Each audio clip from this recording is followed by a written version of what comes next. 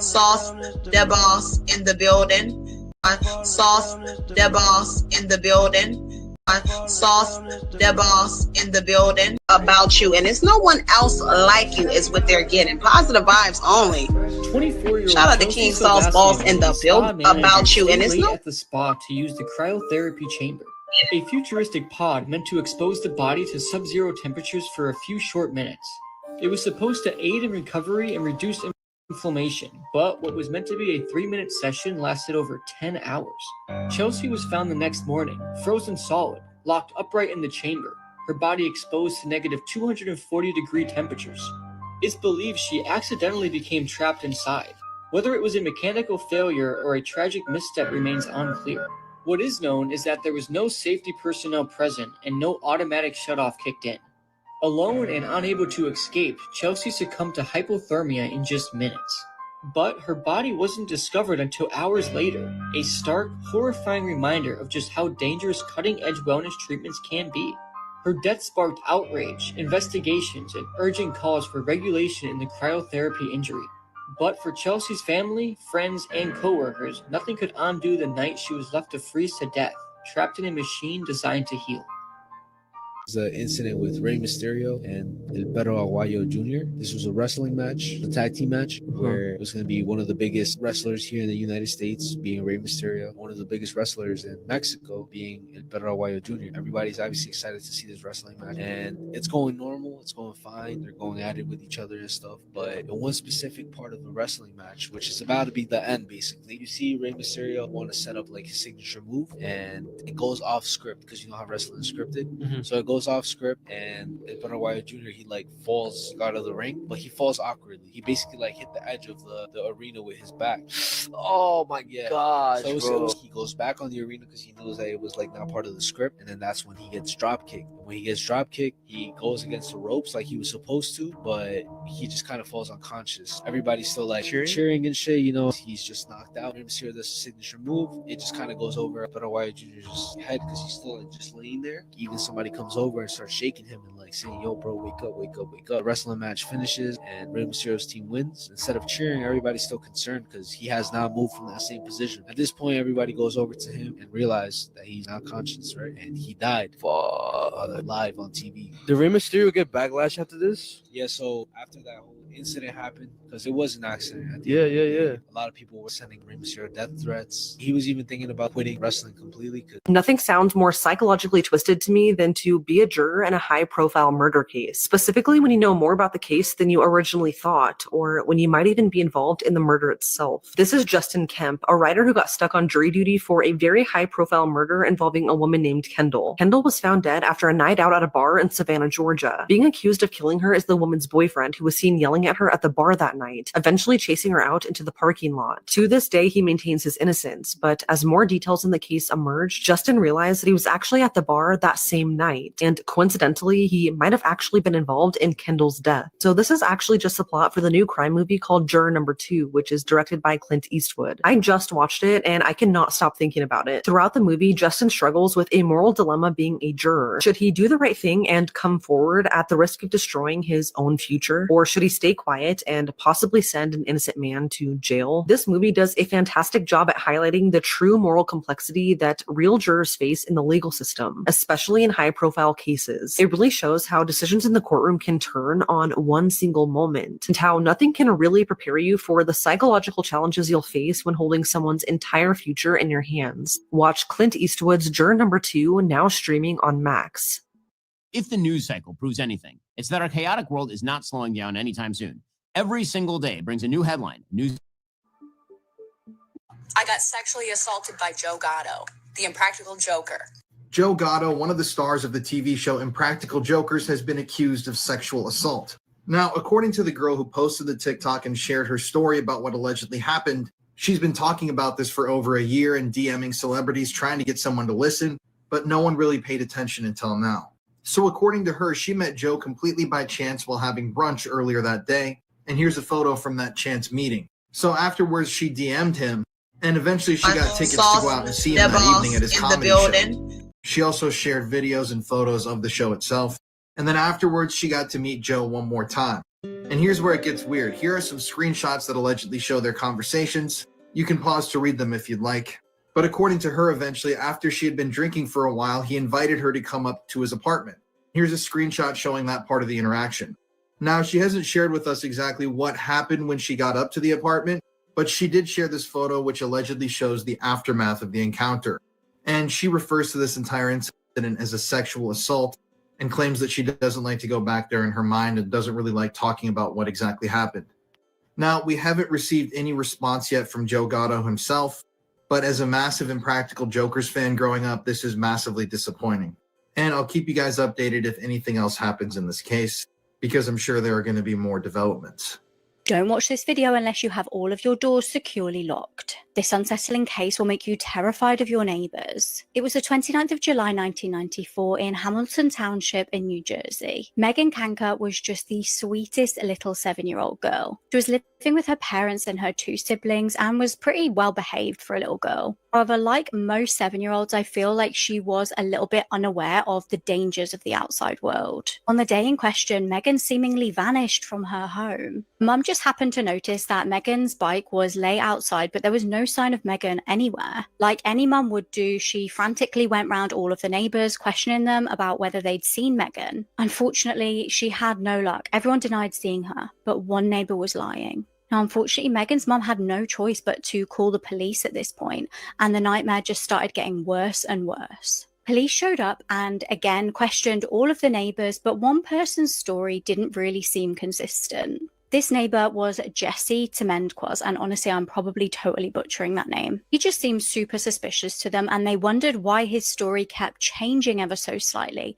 so they decided to search his home. Now, he actually had 2 roommates, and when police actually looked into these roommates, they were stunned. Jesse and the 2 people he was living with were all S-offenders. Now, this obviously really didn't look good with this little girl missing. They were also suspiciously seemingly doing quite a lot of laundry when the police came in that evening, and something else in the property would later be key as well. They had a little puppy. Now, the 2 roommates actually both had alibis for where they were at the time of Megan's disappearance, but Jesse was visibly nervous. He seemed to be shaking and sweating a lot. So much so that police decided to take him in for questioning, and originally he just denied all knowledge. But police decided to do a more thorough search of the home, specifically inside the bins. There they found the waistband of a pair of child's underwear, and they took this waistband to Megan's mum, and heartbreakingly, she confirmed that they were Megan's. It wasn't long before Jesse broke down and confessed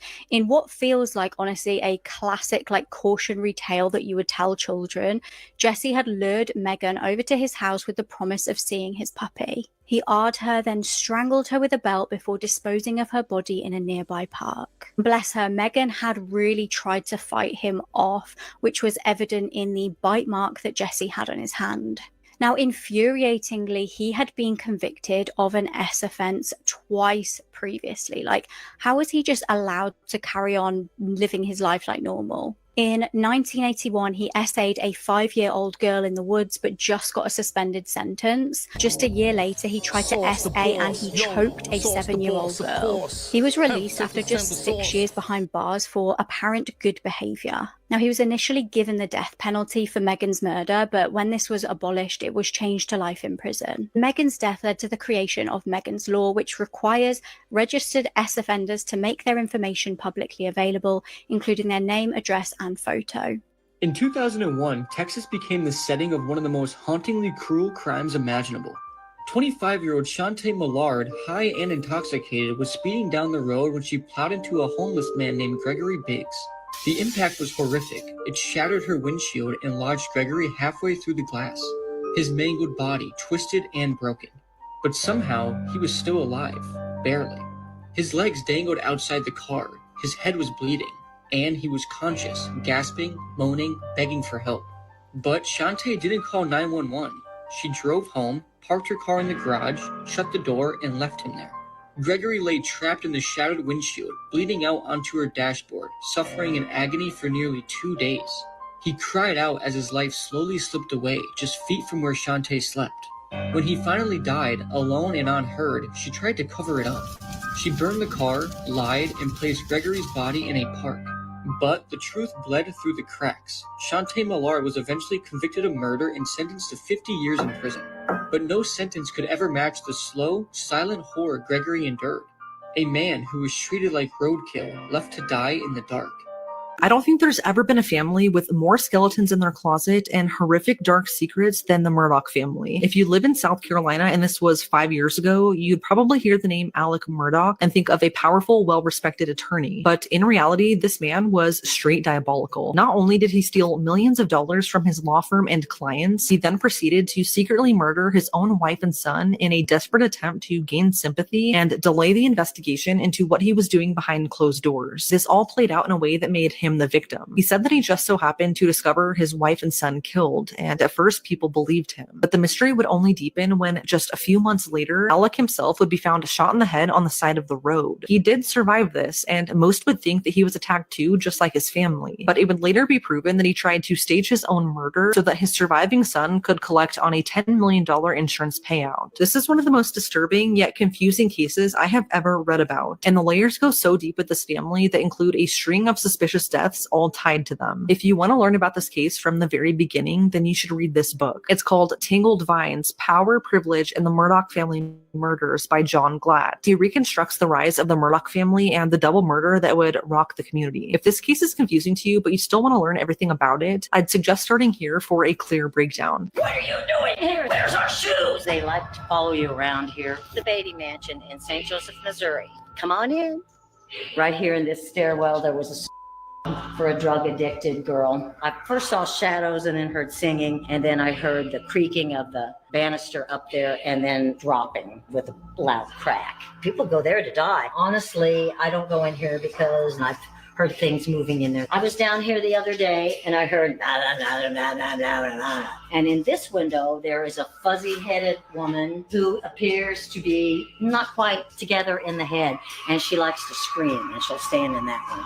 The house gets me. We were hearing people laughing and giggling and conversation and doors opening and shutting with the doorknobs and things like that. So they were like, is it always like this? They're excited you're here. I also saw a man who had kind of harassed her into it. And then there was another one down at the bottom of the steps who was clapping his hands, jumping up and down and peeing himself. So tonight on the Paranormal Files, we're here in Missouri at the Beatty Mansion. We would love to talk to you tonight. You hear us. Needle. The woman who from life. Message. Yeah, it smells like diapers. Wait.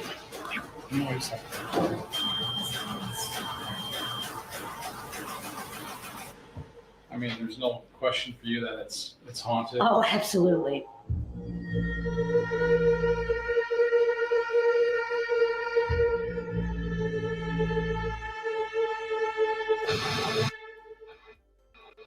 Disturbing 911 calls. Back in 2019 in Arkansas, there was a woman, her name was Deborah Stevens, who was delivering newspapers, and out of nowhere it just started pouring down rain, like really bad, to the point where streets started flooding. So she ended up taking a different route because she still wanted to get the job done. Out of nowhere, her car got swept by the flood and she got stuck by like these trees. She couldn't get out. Keep in mind also, she's disabled, so even if she tried, she couldn't swim. 911, where's your emergency? I have an emergency, a severe emergency. I'm in a flooding.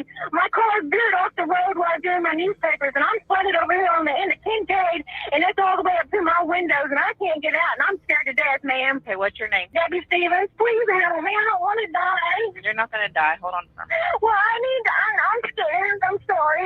As the call goes, the dispatcher, she starts showing attitude, and there's a point where she kind of blames Deborah for being in the situation. And I'm not gonna lie, you do end up hearing when her car actually gets like taken by the water too.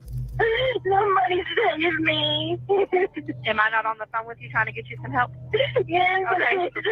when are they going to be here? As soon as they get there. I need things like this happened to me before. Well, this will teach you next time. Don't drive in the water. Couldn't see it, ma'am. I'm sorry, or I wouldn't. I don't see how you didn't see it. You had to go right over it. What a piece.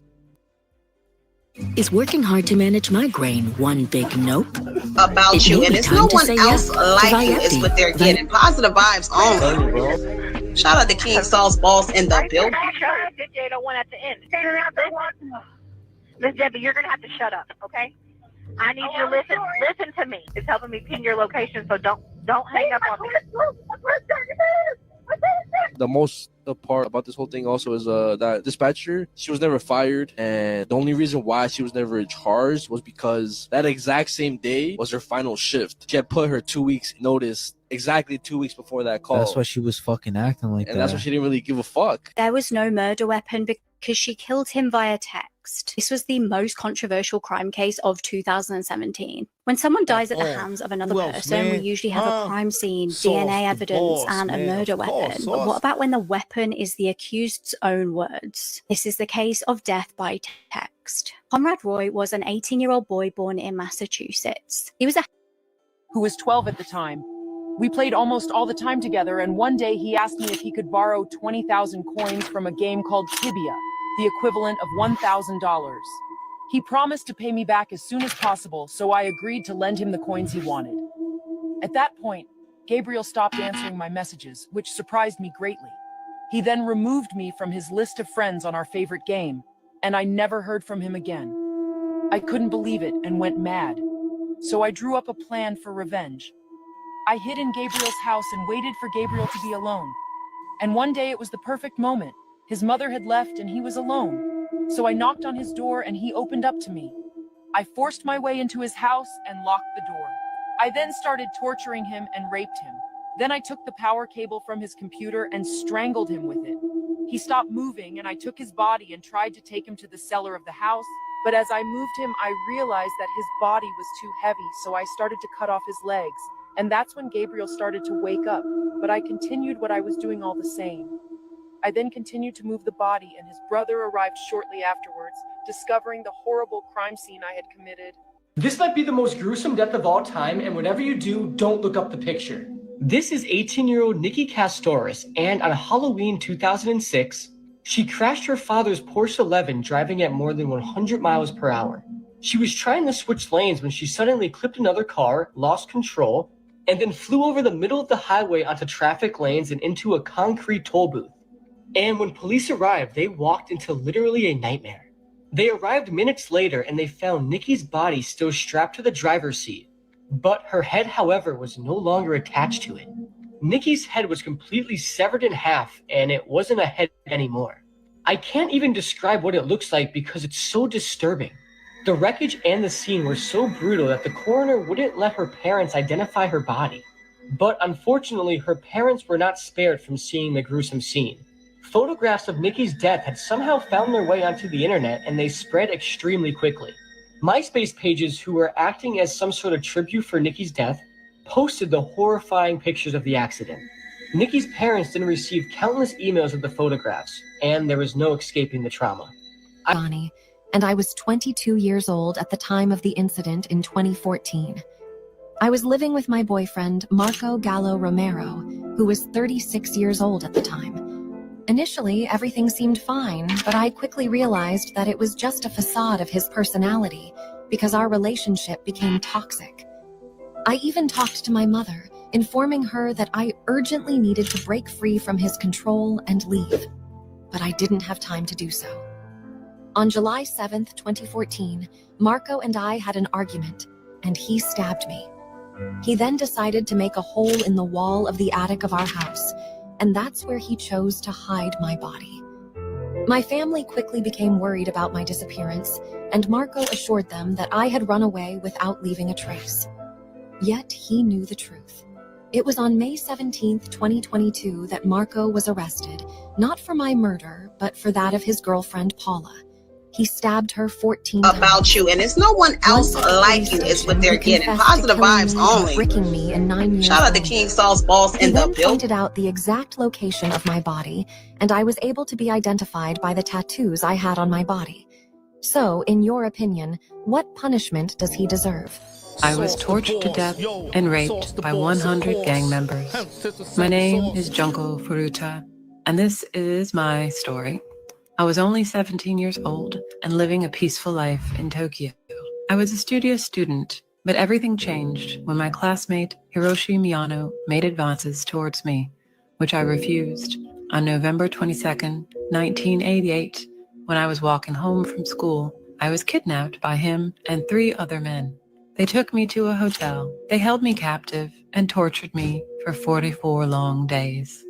I was raped and beaten every day. I was their punching bag.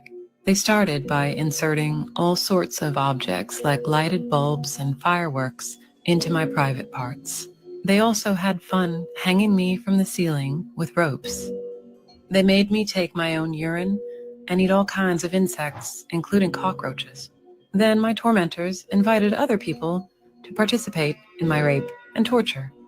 On January 4th, 1989, after losing a game of video game, they beat me for 2 hours with a baseball bat, and burned my eyelids with hot wax. I was disfigured. I no longer had any strength. They ended up burning me alive. I succumbed to my injuries. Right after that, Hiroshi Miyano was sentenced to 17 years in prison, but some received only 8 years in prison and were released.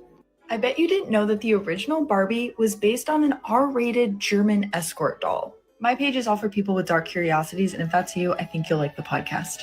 Okay, so in the 1940s, there was this very provocative German cartoon called Build Lily. And Lily was described as being a gold-digging call girl who would seduce wealthy men.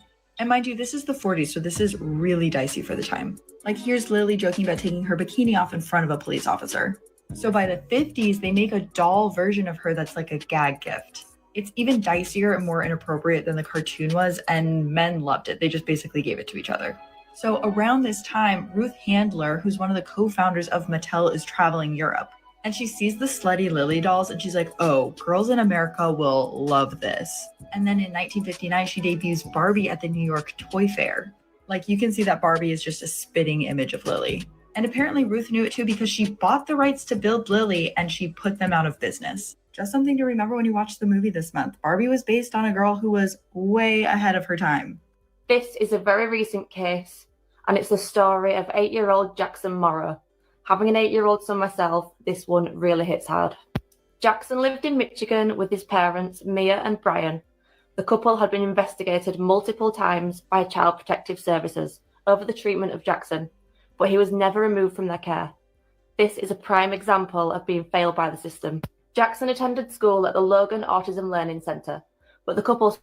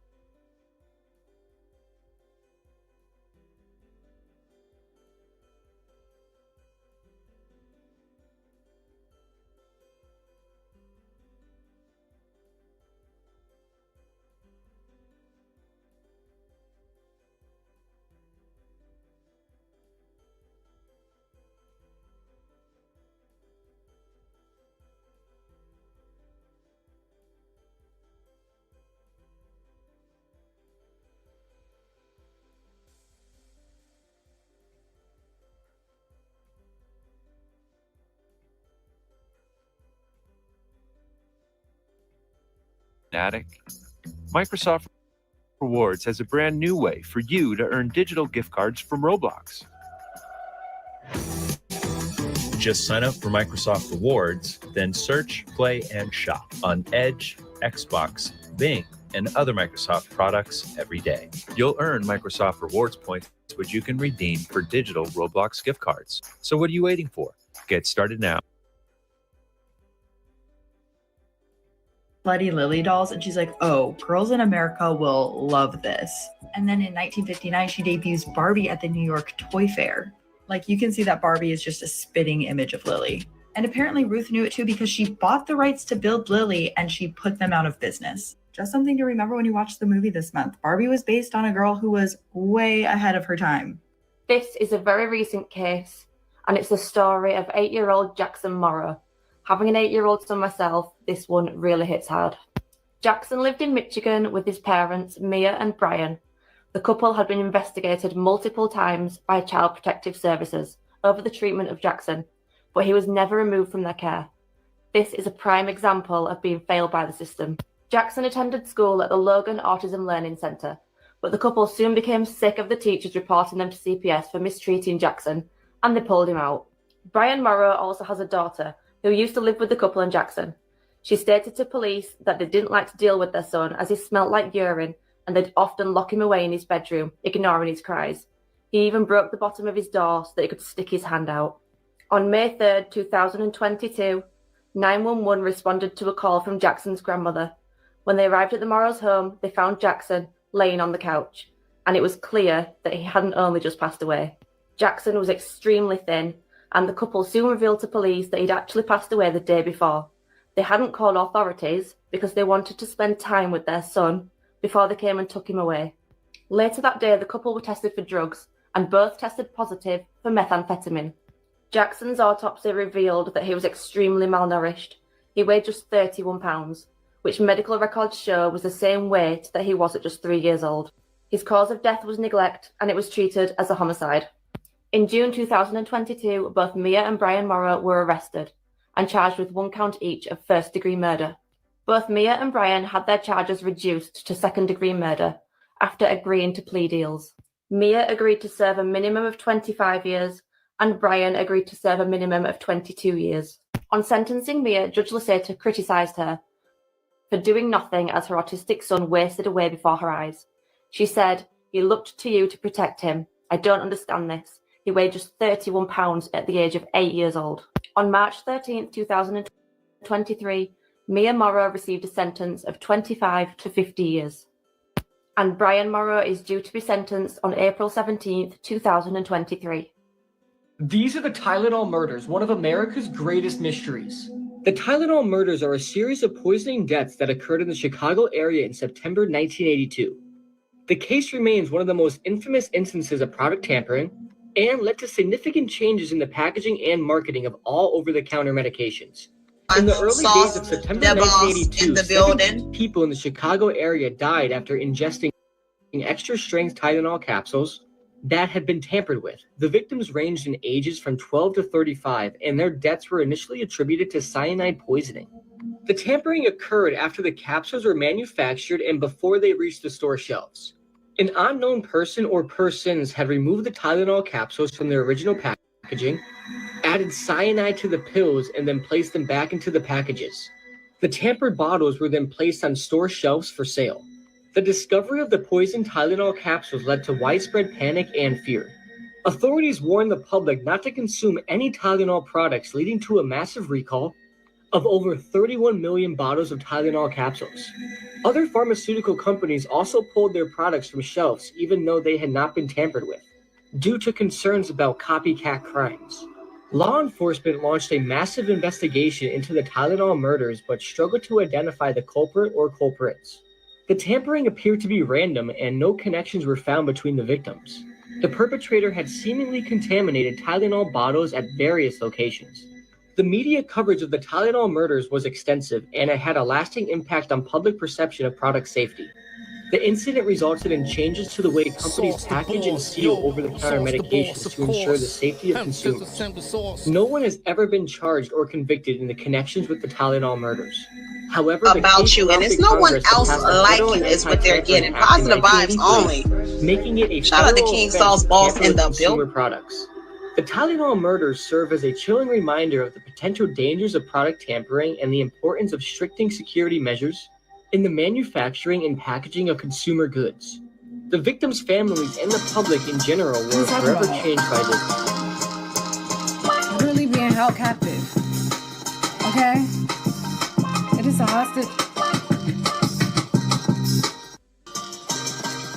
What are you talking about? Really being held captive.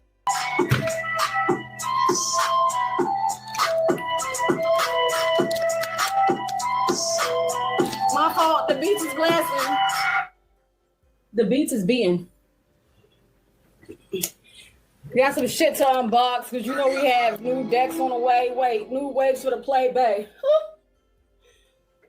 Tell them to go play with their mother. My life, son. Sauce the boss. It's his birthday. Everybody wish him happy birthday. Oh, this is big right here, y'all. Everybody wish Sauce, the official boss. Happy birthday, man. You know, it's a beautiful day. Let's go. Let's see it in the timeline. Get you a bag of that. I like the. Just light up. I like the. King Fire, I like the wish. King Freedom with 2 on me, the third eye. Killer Vision, PSER, Rent Hospital. Let me on the track. Accidents, Sauce the boss. Conscience, unconscious. Flow riding on my train. Denzel, I like to give a big shout to Ashley Gordon. That's somebody say Ashley Gordon. Charlie Fields. Imagination is more important than knowledge, therefore I'm flying off the tracks. Extraterrestrial. I like how that sounds. on my lab when I land Soul Train line. I like to give a big happy birthday to They fear what they don't understand. I forgive them cause they don't really know no better. Hope let them walk on water. I'm dancing in the middle of the Atlantic Ocean with a polo sweater. How bad do you want success? I was holding my breath unconsciously. The conscious me woke up and came up for air. I turned 1 through 7 to the bump of the dancing for chops, I guarantee them in the dreams. Finest, Mr. Clean. Dirty talk, come shots, Listerine. The devil tried to catch me slipping, but my third eye open. I see when I don't know. Body growing out the ground. I'm breathing the coke. The pressure coming, they mention up. You can count on a fingerless hand how many people I can trust. The wordplay insane. Meditate, bring down. I like to give a big shout out to Boyce Roseborough. On it, facing the blunt, putting Choice been messages on thorough. the push T attitude, cutting